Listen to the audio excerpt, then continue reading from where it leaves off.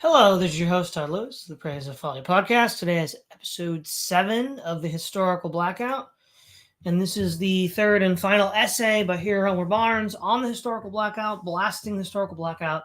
Professor A.J.P. Taylor's The Origins of the Second World War, Its Nature, Reliability, Shortcomings, and Implications. Blasting the Historical Blackout, an introduction by Dr. Austin J. Epp. What Dr. Barnes hoped and finally blasted the Historical Blackout was Professor A.J.P. Taylor's The Origins of the Second World War, London, Hamish, Hamilton, 1961. His pamphlet, Blasting the Historical Blackout, celebrating as it were this event, is the best single summary of the facts leading to the World War II. Among other things, it shows convincingly for most honest readers that Hitler did not want war in 1939, did not threaten the world or want to conquer it, then or later, that his request of Poland was eminently modest and justified, that it was British leaders like Lord Halifax who plotted the war, and Roosevelt who desired to have the European war break out as soon as possible. Dr. Barnes underlines Professor Taylor's eminence as an historian, his socialism, and his oft-expressed anti-Germanism. Only facts and integrity could have induced Taylor to write this truthful book on the responsibility for the Second World War. With it, wrote Dr. Barnes, the Historical Blackout has really been blasted, at least in the English-speaking world. Actually, this brochure is less about the obstacles to revisionist publication than an analysis of the revisionist truths Taylor set down and an expression of hope that in 1962, and subsequently there will be many more such breakthroughs, the booklet is the best summary of the revisionist status regarding the Munich Pact of 1938 and the Polish-German Casus Belli in 1939. It describes the Munich Pact as a triumph of justice and good sense, and the Polish rejection of the German request for a corridor through the corridor and for self-determination for Danzig as stupidity and tragedy. The Poles committed it, he shows, only because Lord Halifax, British Foreign Secretary, and Sir Howard Kennard, British ambassador to Poland, urged them to reject it. And they did so only because Roosevelt wished them to and had assured them of U.S. support. When in March 1966, this brochure was about to go out of print, Dr. Barnes, saying it was too expensive for him to reissue it himself, was glad to authorize me to get it back in print. It is therefore probably the most readily available of all Dr. Barnes's brochures. Note to the present printing, May 1976. The Historical Blackout in A.J.P. Taylor's The Origins of the Second World War. What is known as the Historical Blackout is a theme with which I have dealt in a number of places previously, such as brochures on the struggle against the Historical Blackout, the court historians versus revisionism, revisionism and the promotion of peace, and the first chapter of Perpetual War for Perpetual Peace. What is meant by the term, in its more usual and current application, is the effort which has been made since the outbreak of the Second World War to suppress the truth relative to the responsibility for this great conflict and the manner in which the United States entered the war. This has involved ignoring or suppressing the facts which run counter to wartime propaganda when writing books on the subject, and suppressing, ignoring, or seeking to discredit those books which have taken account of such facts. In a broader sense, the term could be extended to include any efforts to suppress or discredit those historical works that run counter to the generally accepted views on public affairs, especially international relations. In my writings on the subject, and in most of those produced in the United States, attention has been concentrated on the manner in which this policy and technique have operated in this country, but the tendency has been general all over the civilized and literate world. After the First World War, the defeated countries, such as Germany, Hungary, and Austria, presented such facts as they could bring forth to justify their case and demonstrate their innocence of sole or primary responsibility for the outbreak of war in August 1914. This has not been the case since 1945, and neither Germany nor Italy has there been much activity in producing historical literature designed to present the case of those countries with respect to the events of 1939. And what is known as revisionism. The effort to get at the truth in the Second World War has been sporadic and fragmentary in Japan. West Germany and Italy have almost outdone the victors in castigating the leaders of 1939 days and their alleged guilt. And the East Germans have additionally throttled by the intensely Germanophobe and anti-Hitler attitude of Soviet Russia. The most striking progress in breaking through the historical blackout has been made in the United States, where the literature has concentrated mainly on revealing in detail how, as Claire Booth Luce expressed it, President Roosevelt lied this country into war, an achievement commended and praised by the distinguished veteran American diplomatic historian. Thomas A. Bailey, it is also indicated the manner in which Roosevelt needled and forced Japan into war and prevented the commanders at Pearl Harbor from receiving the information about the impending Japanese attack, which was available in Washington several days before December the 7th, 1941. The more important books that have presented this material have been those of Charles Austin Beard, George Morgenstern, Frederick R. Sanborn, Charles C. Tanshill, William Henry Chamberlain, and a book in which most of these men collaborated, Perpetual War for Perpetual Peace, which I planned and edited. Very little remains to be told on these themes, but those who maintain the historical blackout have been able to keep most of the vital information from the American public and out of historical books which are used in schools and colleges. A whole generation has grown up which knows little or nothing beyond President Roosevelt's day of infamy, subterfuge, and deception. No book has yet been published in the United States which is devoted primarily to telling the truth about the causes of the Second World War, whereas American historians had fully and definitively covered the causes of war in 1914 within 10 years after the armistice of 1918. There is much valuable information on the subject in Professor Tanshill's Backdoor to War, but it is incidental to his main theme of how Roosevelt lied us into war he encouraged in Europe. In no country has a historical blackout been more intense and effective than in Great Britain.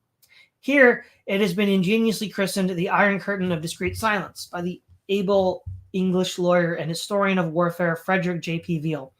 Virtually nothing has been written to reveal the truth about the British responsibility for the Second World War or its disastrous results. Until the appearance of Professor Taylor's book in 1961, the only work which has been published in England that dealt specifically with the origins of the Second World War was the Diplomatic Prelude by Sir Lewis B. Namier, an able historian of Polish-Jewish origins. His own field was 18th century English history, on which he had written with distinction. His book on 1939, written in 1946, was vehemently pro-Polish and anti-German. And the author admitted that it was based chiefly on the severely censored wartime documents, and the perhaps even more unreliable material presented as evidence in the Nuremberg trials. The only appraisal of the whole affair was a brief paperback by a courageous Scot clergyman, Peter H. Nichol, entitled, in what was for the time of publication a prophetic vein, Britain's Blunder. There was some honest and excellent military history written by such able authorities as J.F.C. Fuller, Captain B.H. Liddell Hart, and the authors of the official British history of the war. Britain's responsibility for the cruel and lethal saturation bombing was revealed by Sir Arthur Harris, J.M. Sprate, Liddell Hart, and C.P. Snell. The brutal treatment of conquered Germany was exposed by Victor Gallant's The Public Hypocrisy and Legal Casuistry of the Nuremberg and other post-war trials were candidly treated by Montgomery, Belligan, Lord Hankey, and Veal, the latter of whom also called attention to the same war crimes of Russia and of communists generally. Captain Russell Grenfell ridiculed the unthinking hatred of Germany, which had been promoted by Sir Robert Vansittart. Professor F.J.C. Hershaw, Lord Russell of Liverpool, and others, but had to get his book published in the United States. There has been even greater success in Britain than in the United States in preventing any realistic and honest material from reaching the public or the schools and colleges. Only the books by honest military historians received even a modicum of attention.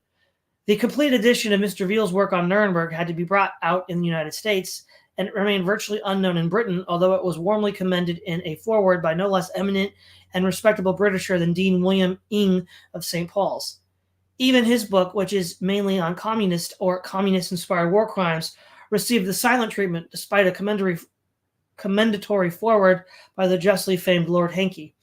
The British public possessed no knowledge enabling them to take summa cum grano, the voluminous and pompous attempt at self-glorification and vindication by Winston Churchill. This was, of course, plenty of interest in and approval for the strongly anti-German and vehemently anti-Hitler historical writings of Sir Lewis Namier and Professor Hugh Trevor Roper, and the Germanophobic blasts turned out by Vansittart, Professor Hershaw, and Lord Russell of Liverpool. Hence, nothing could have been more astonishing or less expected than for the best known of current British historians and one with a long record of consistent Germanophobia to produce a book on the responsibility for the Second World War, which is as resolutely revisionist as anything that appeared in Britain after the First World War. But such is Professor A.J.P. Taylor's The Origins of the Second World War. No historian or publicist can fail to be impressed by the vast importance of the subject with which Professor Taylor has dealt in such sensational but honest, courageous, realistic, and convincing fashion. The whole course of the post-war world policy and politics has been based upon illusions and distortions concerning 1913, which Taylor has now forcibly and factually shattered. Even the West Germans, for the most part, including assuredly the Bonn government of Chancellor Adenauer, have fallen in line behind the mythology which was created by the propaganda of the Second World War. A good illustration is the recent statement of a no less prominent German political Sissensty than Professor Theodor Eckenberg, rector of the University at Tübingen, to the effect that whoever doubts the exclusive guilt of Germany for the Second World War destroys the foundation of post-war politics. If the implications of Professor Taylor's book could be fully grasped by the political leaders of the West and implemented in practice, this could do much to mitigate the Cold War and save us from nuclear extinction. It gives me particular pleasure to pay a tribute to the courage and integrity of Professor Taylor in producing this book. No other British writer has exhibited comparable fortitude in the field since Francis Nielsen published his How Diplomats Make War in 1915, and Lord Loreburn produced his How the War Came in 1919. Aside from E.D. Morell's devastating attack on Sir Edward Grey's policy and his secret history of a great betrayal in 1922, the first thoroughgoing British revisionist book on the causes of the First World War, G. Lowes Dickinson's The International Anarchy, 1904 to 1914, did not appear until 1926. After the mythology of unique German guilt for the onset of war in 1914 had already been demolished by a number of historians and publicists in several countries. The other resolute British revisionist volume on 1914, The Road to Ruin in Europe, 1890 to 1914, by Sir Raymond Beasley, did not appear until 6 years later, by which time the subject had been covered in a score or more of books in all the countries of the West. Most of Dr. George Peabody Gooch's illuminating writings about the causes of the First World War came after revisionism was well established. Professor Taylor's book is the first volume that concentrates on telling most of the truth about the crisis of 1939 to be published anywhere in the world. The nearest approach is the far more comprehensive and learned book of the American professor Charles Kalin Tansel, Backdoor to War, which was published in 1952, but the extensive material on 1939, which appears in the Tansel volume, is primarily introduced as the basis for understanding why President Roosevelt entered the Second World War through the back door of Japan and Pearl Harbor. In the light of both the public hysteria and the professional historical veracity, which have been intertwined with historical error for over 20 years in regard to the responsibility for the outbreak of the Second World War in September 1939, Professor Taylor's achievement must be regarded as one of the most courageous acts in the whole history of historical writing, a field which the reviewer has covered more comprehensively than any other historian living or dead, and on which he has just refreshed his memory in the course of a thorough revision of the history of historical writing. Moreover, since a man of Professor Taylor's reputation and prestige has now dared to bring out a truthful book on the responsibility for the Second World War, the historical blackout has really been blasted, at least for the English-speaking world. Authors and publishers who in the future wish to follow his precedent can do so without being so casually denounced as traitors or idiots. From the standpoint of historical science, this is the outstanding significance of Professor Taylor's book. Due to the combination of Taylor's public prestige and professional distinction, the brilliance and candor of his book, the fact that by some sort of accident it was serialized in Lord Beaverbrook's Evening Standard, and the further publicity given to it by Professor Taylor's effective disapproval of Professor Trevor Roper in a widely observed BBC television debate on July the 9th, 1961, his book constitutes the first instance in which any substantial breach has been made in Britain in the historical blackout, or what F.J.P. Veal designates as the Iron Curtain of Discreet Silence. In a notable chapter on official history, its pitfalls and criteria, in his History and Human Relations, Professor Herbert Butterfield of Cambridge has called attention to the defects and dangers in the works of the public chroniclers and the court historians with their inherent biases, special privileges, and distorted conclusions. But Butterfield has not contributed any substantial book on the Second World War. This subject of war responsibility has occupied more of my time than any other historical theme. Although I accepted the wartime propaganda concerning unique German responsibility for the outbreak of war in 1914, the articles by Professor Sidney B. Fay in the American Historical Review of 1920 to 21 enabled me to see the error of my ways. In the course of the next decade, I surely did as much as any other person to promote and encourage the publication of books in both the United States and Europe, which told the truth about the calamity of June-August 1914 and April 1917. The eminent British historian George Peabody Gooch, the foremost authority on revisionist literature after the First World War, commented on my activity in this field as follows. No other American scholar has done so much to familiarize his countrymen with the new evidence and to compel them to revise their wartime judgments in the light of this new material. It may be appropriate here to point out that while I have never shared Professor Taylor's bitter hostility to Germany, neither have I been at all affected by pro-German sentiments. Of English descent, I was brought up, like most Americans of my generation, on the Lafayette We Are Here legend. The only prominent German I ever saw prior to writing my Genesis of the World War was the famous German historian Eduard Meyer, who gave one lecture at my university in 1912 when I was an undergraduate. I lost more in the way of prestige and popularity in Germany from the rise of Hitler and Nazism than any other American intellectual. Hence, I have no emotional reasons for rejoicing in Professor Taylor's setting the record straight on Hitler in 1939. I have no more desire to rehabilitate Hitler than does Professor Taylor, which is little less than none. The leading American baiters of Germany and Hitler, such as William L. Shire and Dorothy Thompson, were elevated from relative obscurity to fame and fortune by the rise of Hitler, and should have been personally very grateful for the Third Reich and its Führer. As a revisionist historian, I am interested in the establishment of truth about the causes of the Second World War. As a vigorous opponent of our entry into the war, I am happy to find the historical assumptions on which my opposition was based confirmed by the leading English historian in the field in my generation. Due to the Anglomania of most American historians, as a result of Rhodes scholarships and the like, it is especially gratifying to have the grounds of American anti-interventionism between 1937 and 1941 supported by an English historian of Professor Taylor's eminence. It must be equally embarrassing to the American revisionists and Blackout boys. During the last 20 years, my main interest in the historical field has consisted in repeating these revisionist exercises relative to the far greater and equally needless calamity of 1939 and 1941. It has been my privilege to suggest, promote, encourage, edit, or all of these, a large number of the revisionist books which have appeared on the Second World War in both the United States and Europe.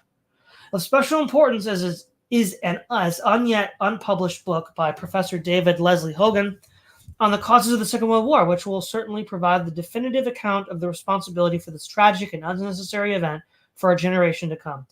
Being as a learned Harvard doctoral dissertation in 1948, the author has continued work on it for some 15 years. It may run to around 850 printed pages, and based on all the available documents and much unprinted material, it not only confirms Professor Taylor's main conclusions, but advances far beyond them to round out the picture for an indefinite period. It is currently going into print in Germany as the causes and creators of the Second World War, and will appear in the United States during 1962 as When Peaceful Revision Failed, The Origins of the Second World War. I mention this work mainly because I have read it repeatedly in all the stages of its improvement from the 1948 dissertation through some 4 expansions and revisions, in keeping with further work and the appearance of new materials. Hence, I can pass judgment on Professor Taylor's book on the basis not only of my own studies, but also on that body of information far more complete than which appears in Professor Taylor's remarkable and timely volume. Professor Taylor's past record as a historian inspires confidence in his book. The fact that Professor Taylor's book did not appear until almost exactly 16 years after the collapse of Nazi Germany indicates how much greater has been the resistance to truth about war responsibility after the Second World War than after 1918. By 1934, a score or more of highly substantial and scholarly works had been published which told the truth about the causes of the First World War. To mention only a few, those by Morel, Dickinson, Beasley, and Gooch in England, Frabeluc, Ravouin, de Martial in France, Stivey, Montegals, von Winger, Lutz in Germany, by Barbago, Torre, and Lombroso in Italy, by Sidney B. Fay, J. W. Swain, W. L. Langer, and myself in the United States, and by J. S. Ewart in Canada. Aside from the able and informed but incidental material on the background of the Second World War in Professor Tansel's long and learned volume on American entry, the Taylor book stands alone as an effort to replace propaganda by factual realism in relation to responsibility for the great calamity of 1939. Even those so-called revisionist scholars who have called attention to the disastrous results of the war have usually assumed that Germany was almost solely responsible for its outbreak. It is unfortunate that Professor Taylor neglects and casts aspersions on American revisionist books dealing with the causes of the Second World War, asserting that they were not impressive from a scholarly point of view. Actually, Professor Tansell's Backdoor to War easily equals, if it does not excel for learning and scholarship, any book on diplomatic history produced in the British Isles since 1939. And it provides a great deal of material on the origins of the Second World War, which corroborates Professor Taylor's conclusions. It also makes clear the large role played by President Roosevelt in promoting the war spirit in England, France, and Poland between 1937 and 1939. Even more regrettable is Taylor's failure to take proper account of Dr. Burton H. Klein's Germany's Economic Preparations for War. Taylor's bases his contention that Hitler was not planning war in 1939 in large part on the lack of German economic preparations for war at the time, especially page 218. The Klein volume is the definitive book on the subject and will remain so indefinitely. Taylor could have greatly strengthened this vital sector of his work if he had thoroughly digested the Klein book. These are only two conspicuous examples of a Professor Taylor lost by his casual dismissal of American revisionist writing on the Second World War. They have been on the whole more impressive in their scholarship than those produced in the United States on the background of 1914. Perhaps the weakest and most distorted phase of Professor Taylor's work is his brief treatment of Italy and Mussolini during this period, covered pages 56 to 57. In light of such books as Luigi Villari's Italian Foreign Policy under Mussolini, Taylor's comments on Italy are little more than a travesty. Few historians now alive could inspire more confidence in such a book as that of Professor Taylor than the author himself. For strategic value to revisionist writing on the Second World War, even encyclopedic knowledge, prolonged thought, and earnest consideration could not have led to the selection of a more perfect author for such a book.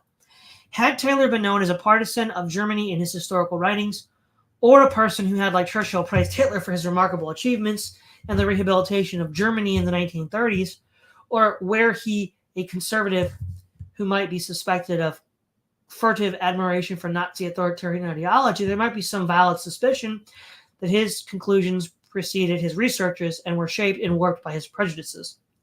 But of all contemporary historians with a solid and well-versed reputation for historical competence and craftsmanship, Professor Taylor was about the last one who could have been expected to produce a book that exculpates Germany and Hitler from not only total but even primary responsibility for the outbreak of hostilities in September 1939.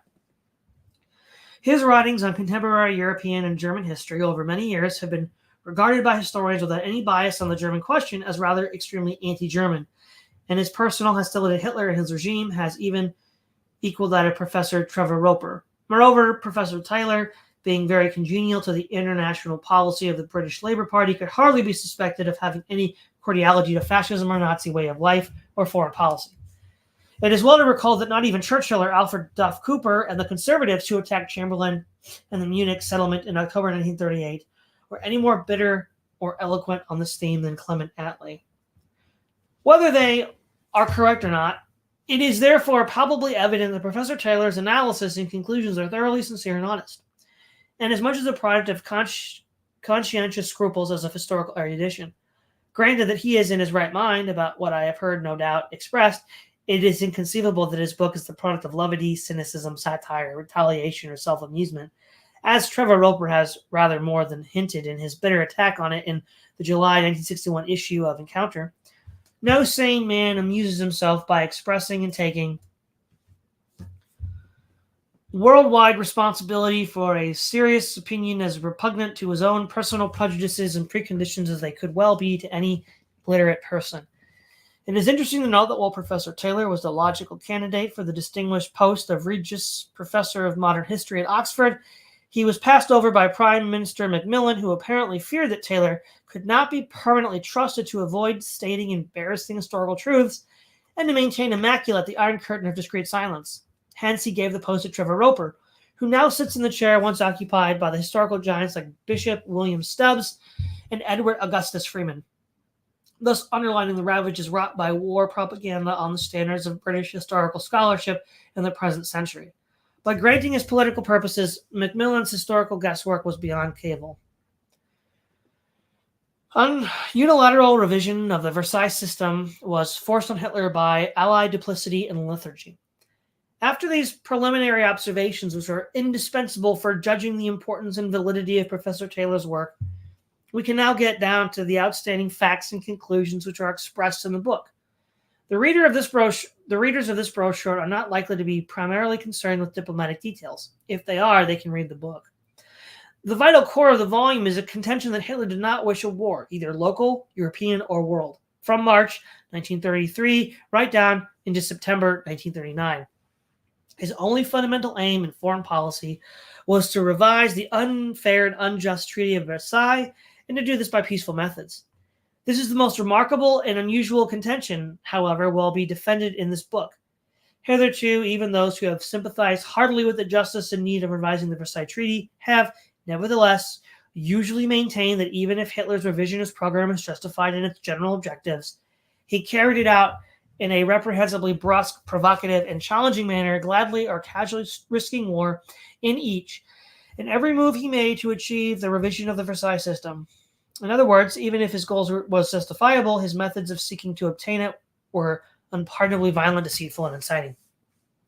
Professor Taylor repudiates and refutes this interpretation as thoroughly as he does the charge that Hitler wished to provoke war at any time. He holds that Hitler was unusually cautious and unprovocative in every outstanding step he took to undermine Versailles. He let others create situations favorable to achieving his ends and then exploited them in a non-bellicose manner. One thing is certain, even if one takes a most hostile attitude towards Hitler and Professor Taylor's thesis, this is that the Allies had some 13 years in which to revise the Treaty of Versailles in a voluntary and peaceful manner, but did nothing about it.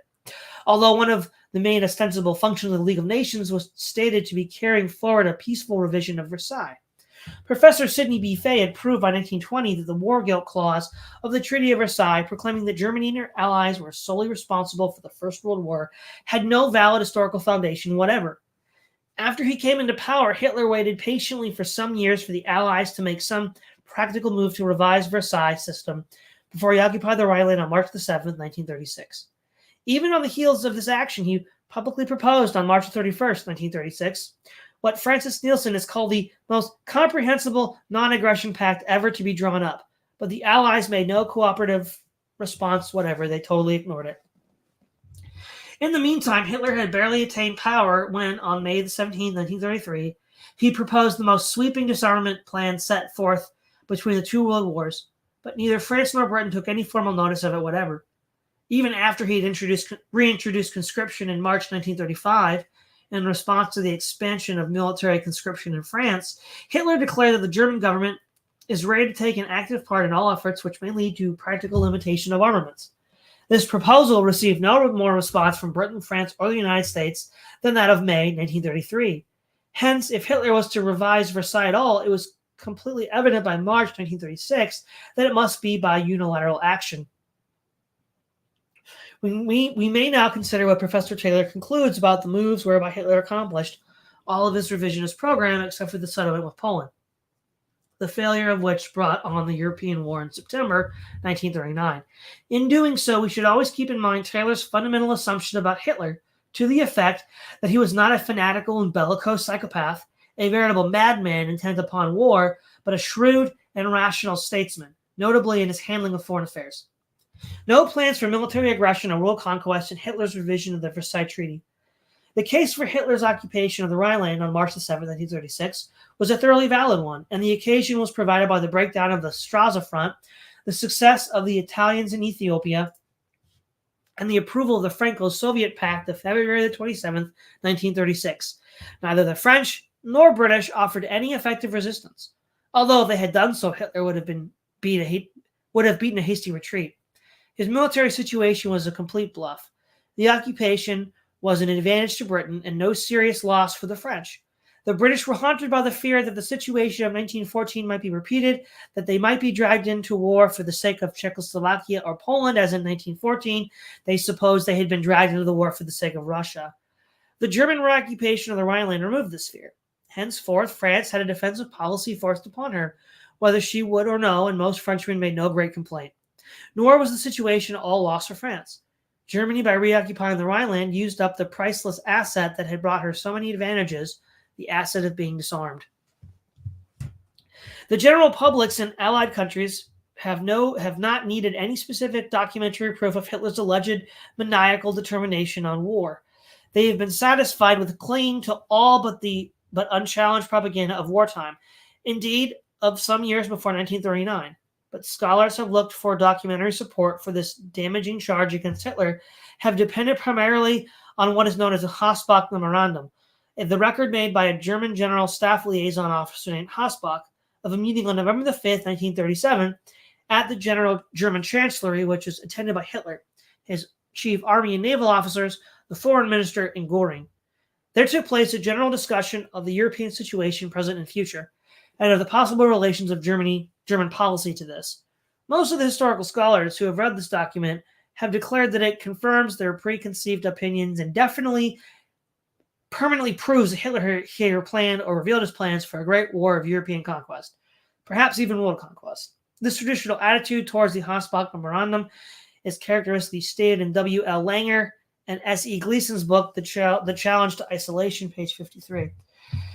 The minutes of Hitler's conference with the German military leaders in November 1937 leave no doubt that only force, or at least an impressive and convincing show of force, could have stopped that demonic genius, that every concession, far from gratifying him, only whetted his appetite, and that every sign of yielding simply strengthened his conviction of his opponent's wickedness and timidity. By the time of his epoch-making success at Munich, Hitler had already reached such an advanced stage of megalomania that he regretted not having insisted on much more, even at the cost of a great war. It's quite likely that Professor Taylor first approached this famous memorandum with the usual anticipations, but he came away from it with quite different conclusions. Facts apparently weighed more heavily with him than preconceptions. This conference was not regarded as a meeting of any great importance by those who attended it, and apparently none of them gave it any further thought. Nearly a decade later, as gratuitously and maliciously presented in the case against Göring at the Nuremberg trials, Professor Taylor concludes Hitler, it is claimed, decided on war and planned it in detail on November the 5th, 1937.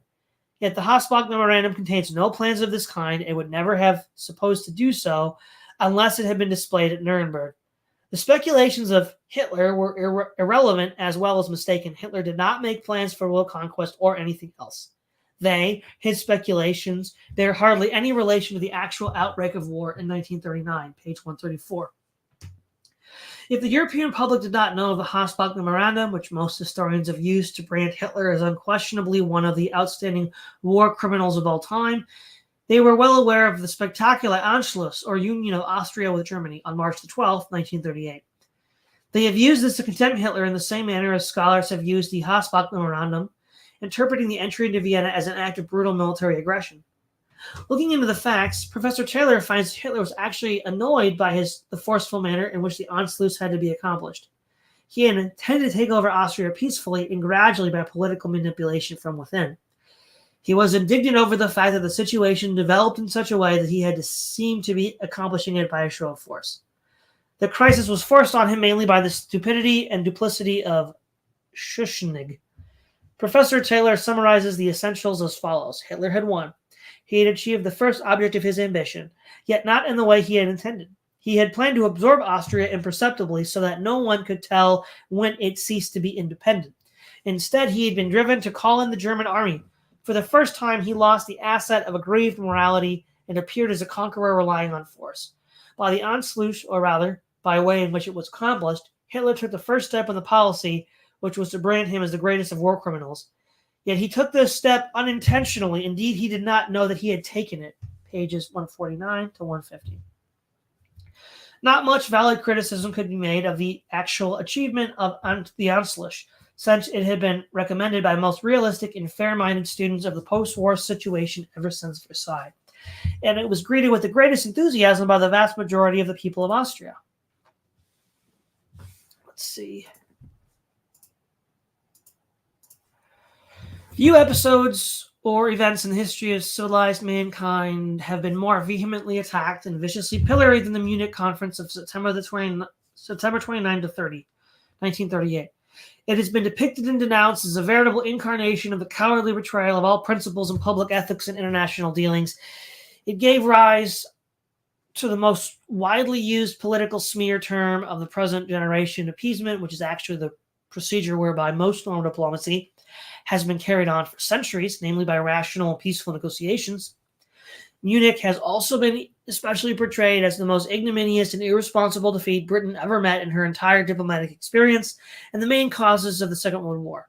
Professor Taylor, on the contrary, finds that Munich was a triumph for all that was best and most enlightened in British life. Benny's and Henlein, rather than Hitler, laid the basis for the Sudeten crisis, and the pressure for Czech capitulation was supplied mainly by Britain and France. The British and French governments came forward as principals, and their object, however disguised, was to exact concessions from the Czechs, not to restrain Germany. Page 161. The Munich Conference might have ushered in a new and peaceful era in European relations had it been properly supported by the principals, and it was really a triumph for Britain and rational deliberation in the handling of international problems. In no portion of his book is Professor Taylor more emphatic than on this point. And I quote, "The conference of Munich was meant to be the beginning of an epoch in European affairs. Versailles, the 6th of 1919, was not only dead, but buried. A new system based on equality and mutual confidence between the great European powers was to take its place. Chamberlain said, 'I believe that it is peace in our time.' Hitler declared, 'I have no more territorial demands to make in Europe.'" The settlement at Munich was a triumph for British policy, which had worked precisely to this end. Not a triumph for Hitler, who had started with no such clear intention, nor was it merely a triumph of a selfish or cynical British statesman indifferent to the fate of a far-off people, or calculating that Hitler might be launched into a war against Soviet Russia.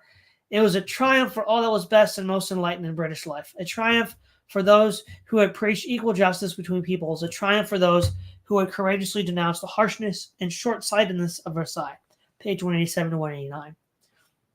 That Munich did not work out, as had been hoped at the time, was due more to British action and policy on the heels of Munich than to any of the deeds of Hitler. Chamberlain did not, or perhaps could not, stand up effectively against the myopic and bitter criticism of Munich by both the British conservatives and laborites. Churchill proclaimed that Germany was getting too strong to be tolerated and must be smashed, if necessary by force of arms. Duff Cooper contended that the balance of power on the continent of Europe must be preserved at all costs. Taylor fails to mention the fact that Clement Attlee attacked Munich with as great vehemence and bitterness as any conservative. Instead of defending his Munich policy on the high level of statecraft and public morality, to which Taylor has ascribed his motives, Chamberlain fell back on the lame excuse that Britain surrendered at Munich because it had been too weak to fight rather than negotiate. Hence, it had to rearm speedily and thoroughly. In this way, Chamberlain did more than anyone else to destroy the case for his own policy. Page 190. The usual explanation that Munich failed to preserve peace because Hitler violated his pledge not to make further territorial claims in Europe after the Sudetenland cannot be maintained on a factual basis. He actually made his pledge at Sportplatz speech in Berlin on September 26, 1938, 3 days before Munich. He had made no demand for Czechoslovakian territory after the Munich Conference, and the transfer of the Sudetenland and his demands for the return of the German city of Danzig, on which Poland had no valid claim, and for the motor road across the corridor could hardly be regarded as any literal violation of his pledge. Czechoslovakia fell apart in the natural course of the political disintegration, which had been set in motion by the return of Sudeten territory to Germany. Taylor emphasizes this fact at length. Hitler did not provoke the movement for Slovakian autonomy, which was spontaneous. Once again, Hitler was taken by surprise. A new crisis came on him unawares. Page 201. His only logical move was to recognize Slovak independence. Haka, then his successor as president of Czechoslovakia, appealed to Hitler, who took over Bohemia as a German protectorate on March the 15th. All the world saw this as a culmination of a long-planned campaign. In fact, it was the unforeseen byproduct of developments in Slovakia, and Hitler was acting against the Hungarians rather than against the Czechs. Nor was there anything sinister or premeditated in the protectorate over Bohemia. Hitler, the supposed revolutionary, was simply reverting in the most conservative way to the pattern of previous centuries. Hitler took the decisive step in his career when he occupied Prague. He did it without design. It brought him slight advantage. He acted only when events had already destroyed the settlement of Munich. But everyone outside Germany, and especially the other makers of that settlement, believed that he had deliberately destroyed it himself. Pages 202 to 203. The British and French had previously expressed their determination not to implement a casual guarantee to Czechoslovakia. Lord Halifax, the British Foreign Secretary, admitted that Hitler's actions saved them from embarrassment on this point. Hence, no literal guarantee was invoked to preserve the integrity of Czechoslovakia. Taylor's failure to provide a realistic explanation for the drastic change in British foreign policy from this time onward is the main defect and gap in his book, a matter to which I shall return later on. Aside from inadequate emphasis on the extent and manner in which Lord Halifax and Sir Howard Kennard, the British ambassador at Warsaw, encouraged Poland not to negotiate a settlement with Hitler in August 1939, Professor Taylor's account of the German-Polish crisis of October 1938 to September 1939 accords with his general thesis that Hitler did not want war. He made it clear that Hitler wished a permanent and peaceful settlement with Poland rather than war.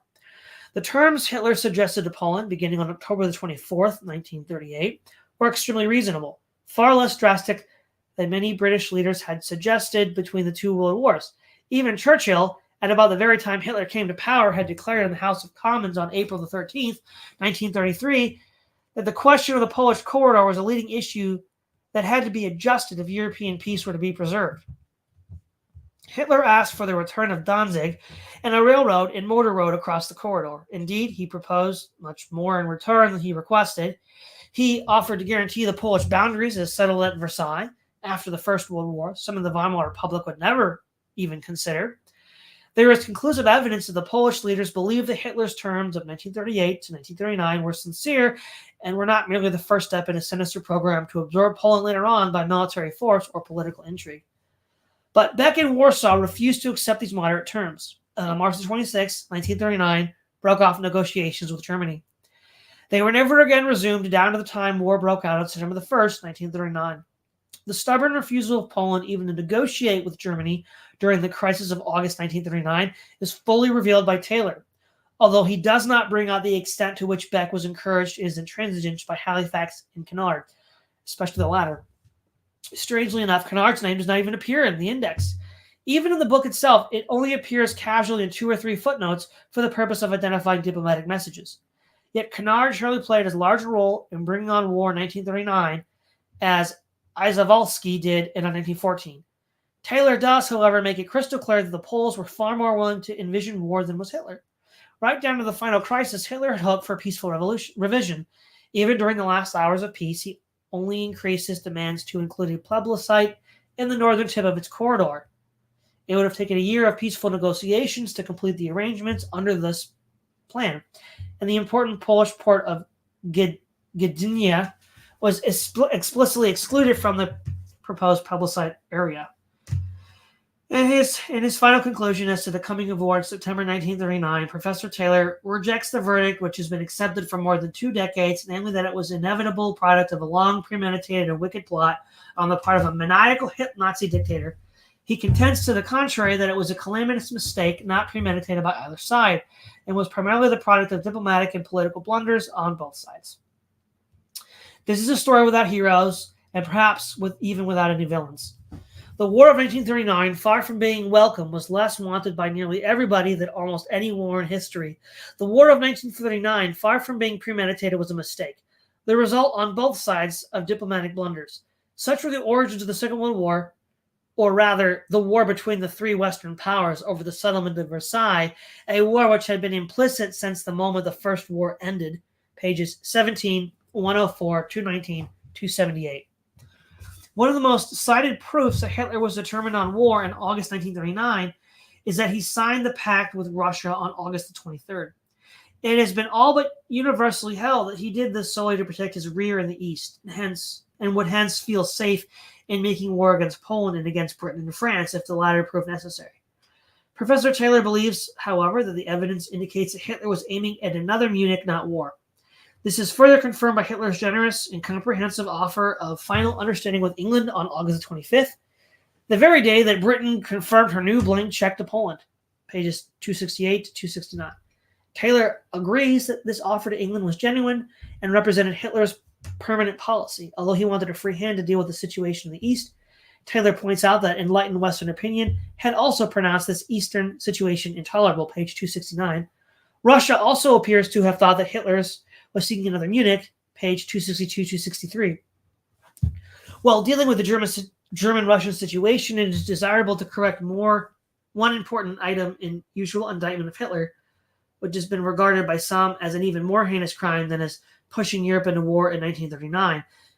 The alleged base treachery involved in his attack on Russia on June the 22nd, 1941. This is hinted at rather definitely even in Taylor's book, page 263. The common view is stated with usual abandon in W.L. Schreier's The Rise and Fall of the Third Reich, on which, incidentally, the Taylor book is a devastating refutation. Schreier declares that the German note to Russia on June the 22nd, 1941, topped all the previous ones of sheer effrontery and deceit, because it charged that Russia had practiced sabotage, terrorism, and espionage against Germany, and had resisted German attempts to establish a stable order in Europe, and conspired with Great Britain and the Balkans, and had menaced the Third Reich with troop concentrations. As a matter of fact, every word in these charges was true.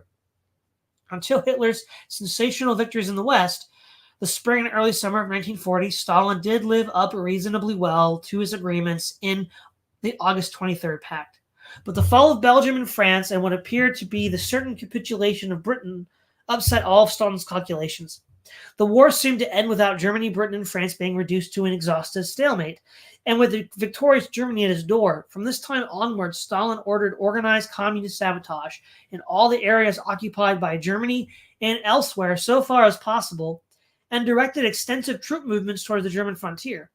If there was any German treachery in the attack on Russia, it had been anticipated and matched by Russian policy and actions in the years between the fall of France and June 22nd, 1941. Although Hitler offered very generous terms to Poland in 1938-39, they were nothing compared to what she offered Molotov in Berlin in November of 1940. Izvolsky would quite literally have swooned with ecstasy over such a prospect.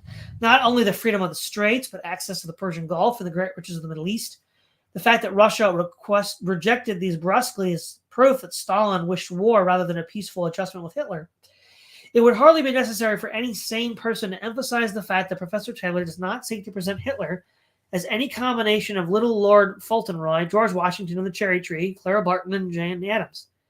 He could be as devious, shrewd, inconsistent, and self-contradictory, cruel, and brutal as Churchill, Roosevelt, and Stalin, although he did balk at saturation bombing of civilians until he was compelled to do so in retaliation.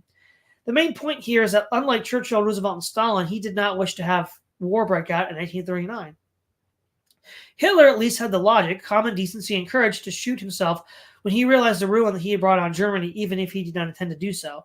Churchill did not, although the damage he did to the British Empire was far greater and more permanent in the long-range perspective than what Hitler brought to Germany.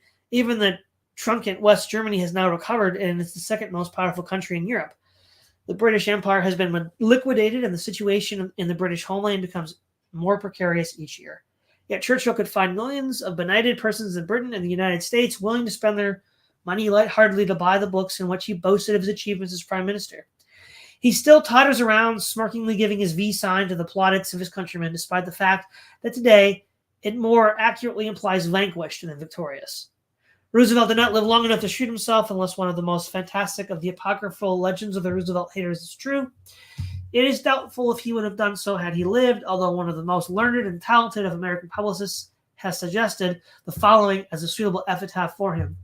He left the civilized world in ruins, the entire East a chaos of bullets and murder, and our nation facing for the first time an enemy whose attack may be mortal. An equally appropriate epitaph for Churchill was suggested by the British journal The European. In terms of personal success, there have been no career more fortunate than that of Winston Churchill. In terms of human suffering to millions of people and destruction to the noble edifice of mankind, there have been no career more disastrous. In that sad paradox lies the tragedy of our time. All right, everybody, we'll stop here. We'll check out the chat. We have GF, hello. Corbin, hello. GF, it would be interesting to do a comparison on how history is taught and what is taught between the Anglosphere and some European countries. Yes, but I'm not familiar enough with non-European countries. GF, it seems that Spengler is what is truth. Question is regards to World War II propaganda or propaganda in general. Is the truth is an inconvenience at worst and at best a lie dressed up as everything else. All right, everyone, make sure to turn in next week for part 8 of the Blackout and part 2 of this review of A.J.P. Taylor's work on the Second World War. This is Todd Lewis of the Praise of Flight podcast, signing off.